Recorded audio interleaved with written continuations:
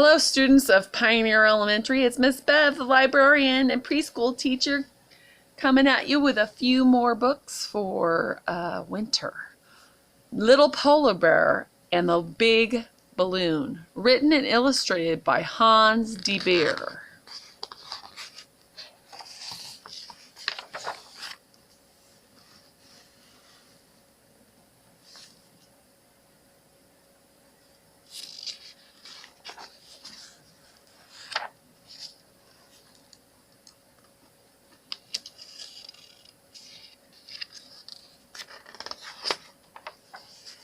Lars, the little polar bear, lived in the North Pole. He didn't mind the cold. He was used to ice and snow and chilly winds. But today the sun was shining for a change, and Lars was basking in its warmth. If I could have one wish, thought Lars, watching the seagulls circling high above him, I would like to fly. Perhaps not as high as they do, but... A loud throbbing interrupted his daydream. It was a ship. That meant danger. Lars quickly slid off his ice floe.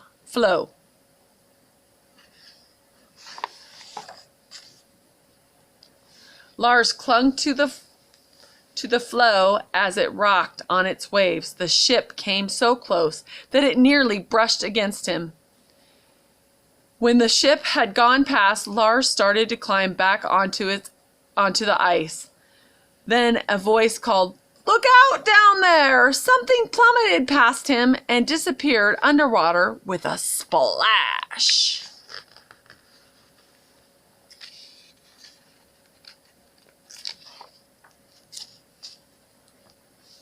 When Lars had recovered from his shock, he ducked under the water to see what the something was. It was a strange bird.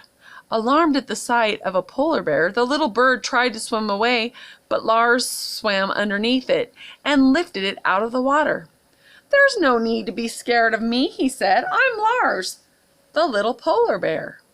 He spoke so kindly that the little bird stopped being frightened at once. "I'm Yuri, the little puffin," he said, smiling back at Lars.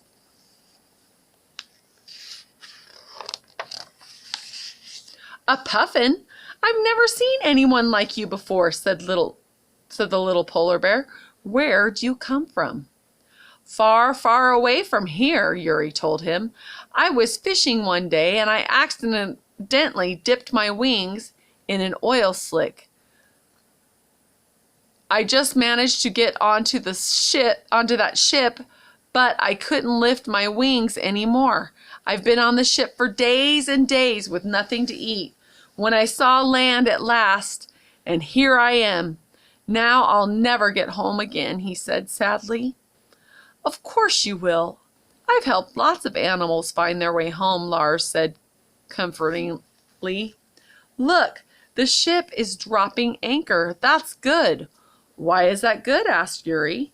"Because you'll need the ship to show you the way home."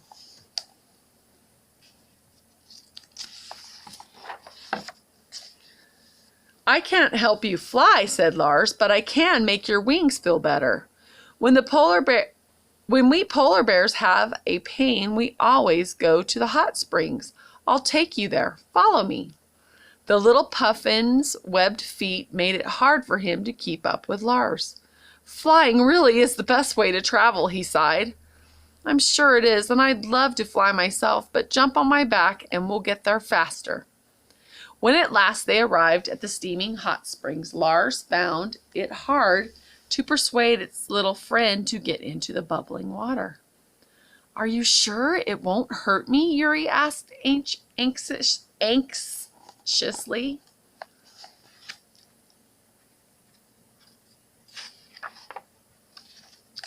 But once he was in the water, Yuri enjoyed the warmth. Soon the oil was washed off his wings, but he still was too weak to fly. Disappointed, Lars and Yuri walked back to the ship. They were almost back to the bay when they saw a huge ball ahead of them. Lars was shocked, but Yuri said calmly, "People fly in those things. I've seen them myself. Fly, said Lars, laughing. And something as big as that with no wings? He couldn't believe it. Lars was curious. He wanted to examine the big round thing more closely. Yuri wasn't sure this was a good idea. Come on, Lars, he said. It's starting to snow. But Lars was already climbing into the basket. He found cables and levers and buttons and lights. Come here, Yuri. You've got to see this, cried Lars eagerly, helping the little bird into the basket. As he did, he accidentally, pushed something. There was a loud hiss, and a flame shot up over their heads, and before Lars and Yuri knew what was happening, the balloon took off. It climbed higher and higher through the swirling snowflakes. The basket was rocked and buffeted by the snowstorm. Lars and Yuri nervously huddled together as far away as possible from the roaring flame above them. When Yuri summoned up the courage to look over the edge of the basket, he saw, they were already too high to jump out. We're flying higher and higher, Lars, said Yuri. Flying? Higher and higher? Lars gulped. Yes, we're in the clouds, said Yuri. Clouds? Stammered Lars. And he gulped again. Gulp.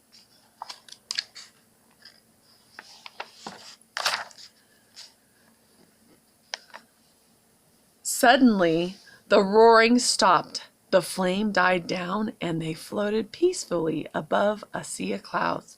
Look, Lars, cried Yuri excitedly. See how wonderful it is to fly?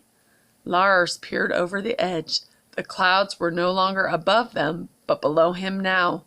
Lars was amazed, but he was scared too, because they were so high up. I think perhaps I can fly from this height, Yuri declared, and before Lars could stop him, the little puffin had launched himself into the air. See you later, he cried, as he disappeared into the clouds. Lars, was left on his own.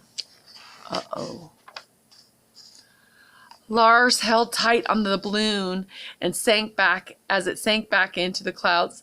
Help, Yuri, help, cried Lars. But there was no answer. Swaying violently, the balloon finally came out of the clouds, and Lars could see where he was going. And there was Yuri. Look, Lars, I can fly again, he cried happily, and he was gone. Lars was so pleased that he forgot his fear for a moment. Then he saw the ground getting closer and closer. But the little polar bear was in luck. The basket slid gently over the snow-white ground. Before it came to a halt, Lars jumped out. Never had he felt so glad to be in the deep, soft snow. Yuri flew up to him with a beak full of little fish. For you, he said, laughing happily. It's all the thanks to you that I can fly again. And thanks to you, I know what it's like to fly, said Lars, as he laughed happily too. Lars climbed to the top of the highest snow hill so that he could watch Yuri sailing home. Goodbye, Lars, cried Yuri. Next summer I will come visit you, I promise. Then he swooped down onto the departing ship. After the ship disappeared over the horizon, the polar bear stayed at the top of the snow hill. This was high enough, he thought. I don't need to fly. I have a friend who can, and that's good enough for me. The end. That was a nice story. Little Polar Bear and the Big Balloon.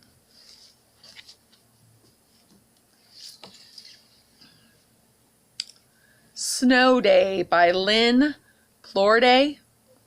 Illustrated by Hideko Takahashi.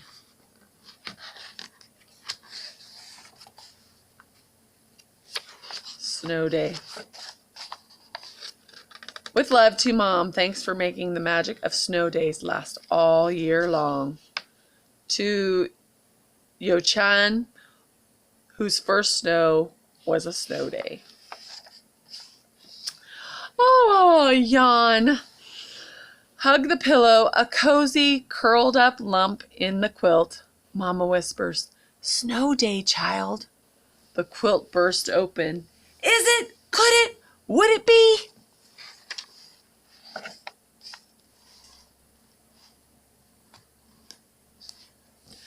Jump to the window. White, blinding, shining white, covering trees, blanketing bushes, burying road. White, glorious white everywhere.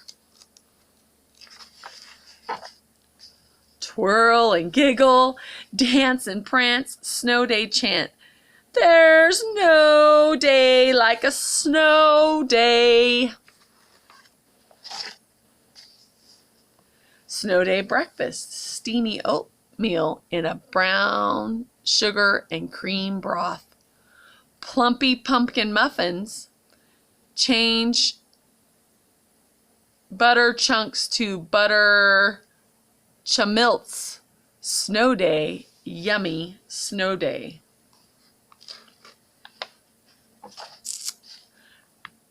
Couch cuddle, share books, share dreams, just for a moment, a princess, just for a second, a pilot, just for a breath, a dragon.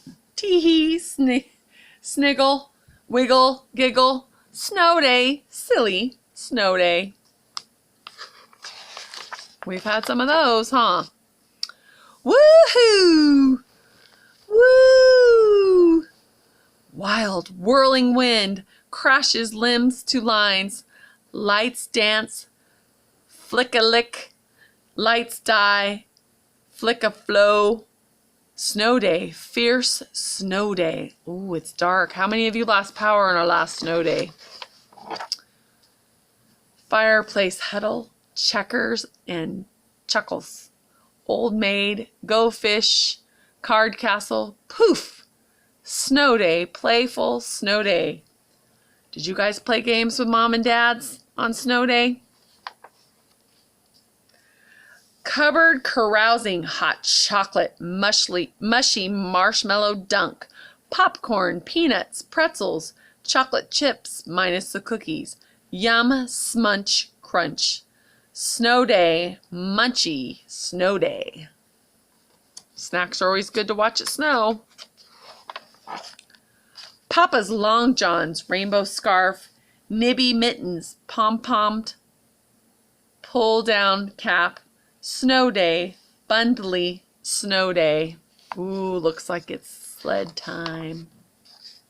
Snowballs, whoosh, whoosh, snowman, patta slap, sled, ka-whoosh, thud, trudge.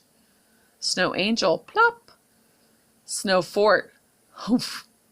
Snow day, noisy snow day. I want to fly like that on my sled. Snow day walk, sluggily, trudgingly, slow. Snow day shovel, grunt, push, pick up, push. Snow day tunnel, dig, digger, diggest. Snow day dare, tippy, tippier, tippiest. Snow day, busy snow day.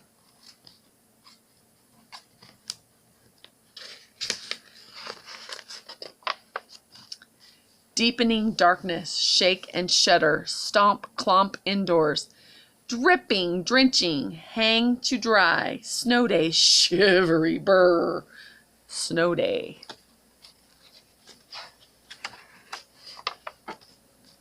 Soapy soak, boat-filled bath, towel wrap, flannels with footies. Snow day, snuggly, warm snow day. Steaming, stirring, bubbly broth. Pinch of this, pat of that, kit and caboodle stew. Fluffy, flaky biscuits too. Snow day, warming snow day. Did anybody have soup on their snow days? I think that's a perfect meal for a snow day. Rocking chair snuggle, Papa cuddles, Mama whispers, "Snow day, child." The quilt closes and quiets. Child nuzzles with Mama. Snow day melts to dreams. Snow day, sleepy snow day.